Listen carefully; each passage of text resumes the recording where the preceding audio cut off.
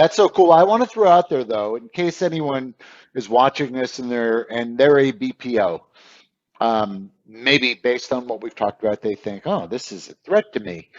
But not really, because ultimately you're able to provide the BPO with the agents again based on productive time and whatever, and based on the rates you're able to provide it to them, obviously with some margin for yourself.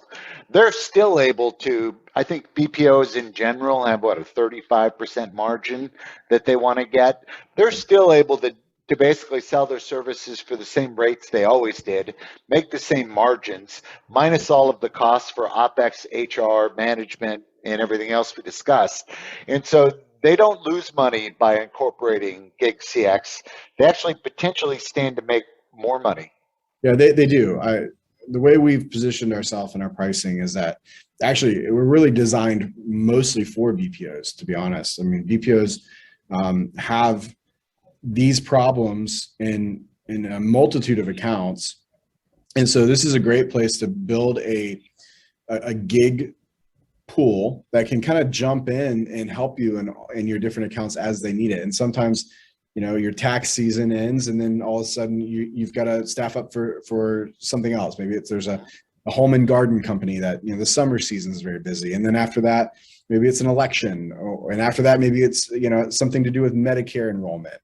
There's always something going on. And so I look at this as a BPO model and say, wow, what if you had this flexible team where you had a partner that had flexible agents like ShiftOff, and you said, hey, Trevor, I've got this problem over here in this line of business.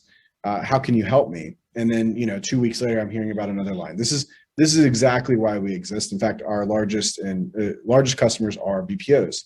And we like that model a lot.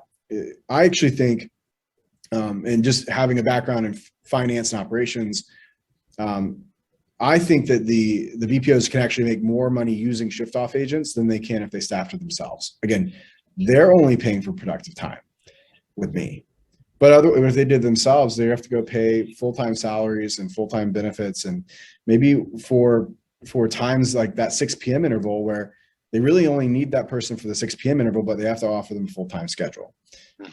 These are things where just get me in there. We're going to charge you a regular productive rate, and you can make your 35% on every interval, not just overall.